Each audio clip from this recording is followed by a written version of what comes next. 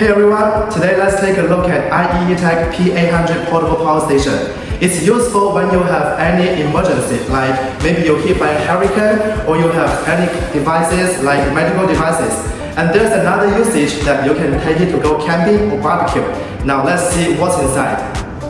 Okay, now let's open the box. Inside the box, we have a user manual. We have 3 charging cables. This is the product itself. As you can see, open this case, then you will find a 4-in-1 charging cable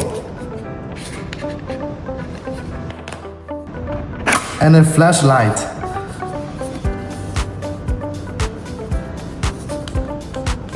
Now let's test the AC charging.